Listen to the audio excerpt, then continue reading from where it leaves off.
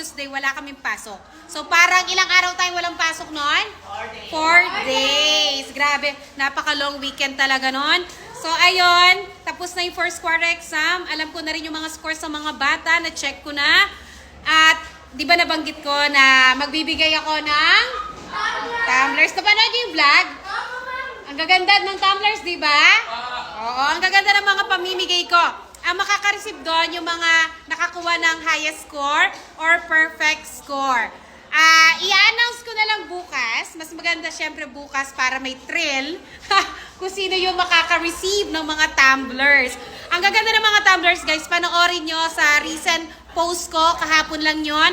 Ang gaganda talaga. Kahit ako parang gusto kong palitan yung tumbler ko. So, mahal yun na. Di ba mahal yun yung kada? Oh, hindi naman 1,000. Nasa 400. Oo, mahal. Oo, mahal. Maganda yon. Nakikita nyo tong tumbler ko.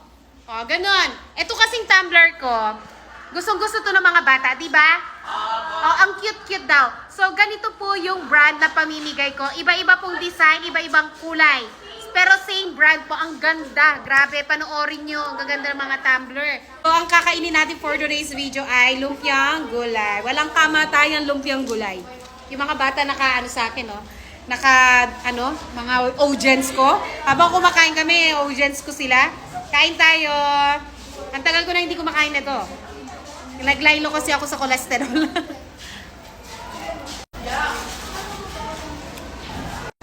Excited na ba kayo malaman kung sino yung makakuha ng tumbler? Ang ganda ng mga design, di ba? Napanood nyo talaga? Bukas ko i-announce kung babae o lalaki. Malalaman nyo bukas para may thrill. Ang importante, merong makakakuha dito kasi may nakakuha ng 40 plus. Ha? Titingnan ko, hindi ko pa na-check kung may tie. Kasi kung parehas sila ng score, na highest score, dalawa sila, dalawang bibigyan ko. Gusto niyo yan? Ha? Nano? Girls and boys. Pag-iisipan ko, sige, kung bigyan natin girls and boys. O, kain tayo.